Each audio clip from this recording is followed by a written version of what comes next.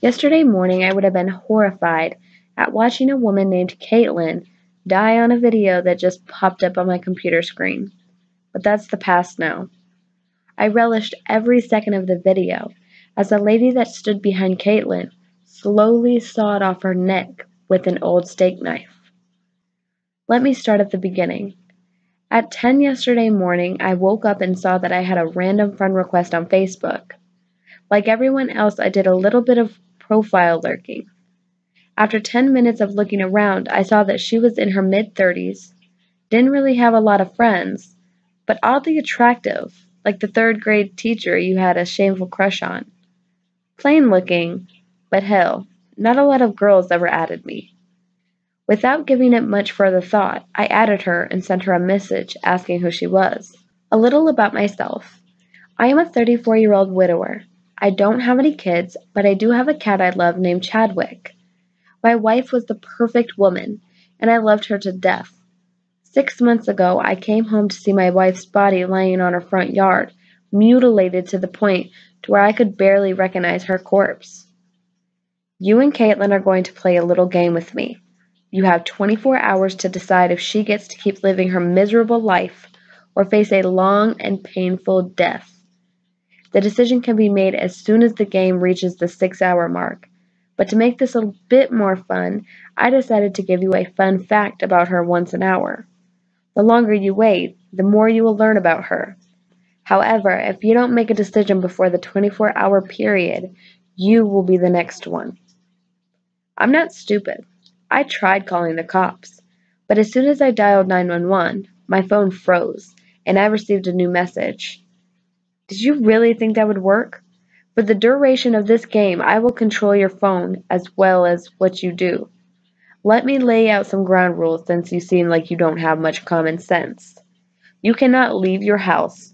All outgoing calls from your phone will be blocked. Any incoming calls will be left unanswered. You can still eat and watch TV, but if you try to reach out to anyone, you are just ending your life just like Caitlin. Give a nod in front of your phone camera if you understand the rules. Feeling absolutely helpless, I nodded my head and my phone shut off by itself. I grabbed my phone, walked over to the couch in my living room, sat down, and stayed that way the entire day. I couldn't bring myself to do anything else. I felt sick to my stomach, and for the first time, I really felt like I was completely useless. I don't really want to talk about how I pathetically sat around while reading the messages that came once every hour, so I'll just tell you guys what it said. 11. Caitlin had her 14-year-old daughter taken away from her 4 years ago because she just couldn't kick her heroin addiction. 12 o'clock. Instead of trying to become a better person after that, she started to break into people's houses. One of the houses she stole from belonged to her own aunt.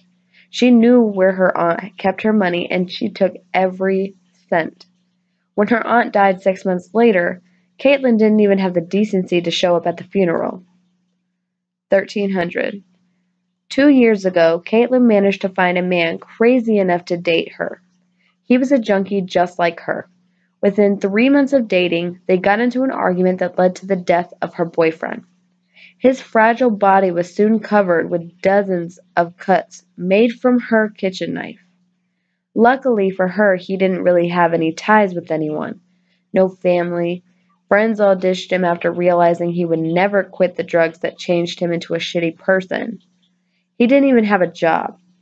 Over the next couple of days, she cut his body into small pieces and fed them to her dog. 1400. Last year, she went down to Florida to her mother's house and tried to convince her to let her stay. Her mother accepted her in with open arms, but tried to throw her out 4 days later when she saw Caitlin passed out on the living room couch with a needle in her arm. Caitlin didn't take that too well. No one could find any evidence that she did it, but her innocent mother died that night from a heroin overdose. 1500. Her favorite color is red. She told me that this morning before spitting in my face. What a fucking bitch. 1600. Caitlin developed a little crush on you. You didn't know her, but she certainly did know you. She was the one you would give some spare change to. She liked sitting outside of the Taco Bell you liked going to. I could tell you always felt a little bad for her. Caitlin does look a little different on her Facebook, doesn't she? It's funny how you didn't even recognize her. Well, I don't blame you. She was cleaning herself up to meet you for the first time. She thought your wife was the only obstacle that kept her from you. So while you were at work, Caitlin did what she thought she had to do. You're lucky I have her now. I'll admit it. I acted out of anger. It was only 6 hours and rage filled my entire body. I sent back one message. Kill her. I sat on the sofa in silence for the next couple of hours.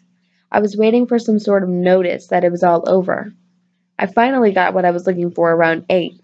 My phone buzzed and I looked down and saw I had a message. Turn on your laptop. Once she's dead, you're free to do whatever you want.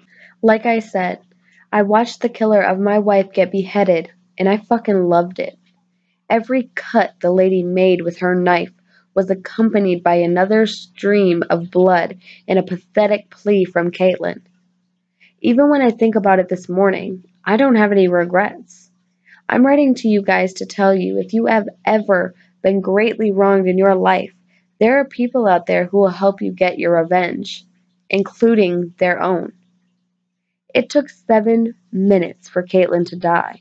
Before the video cut off, the lady put the knife in her pocket and said, "Thank you for allowing Caitlin to receive the death that she deserved. It only makes it sweeter that it was taken by her daughter."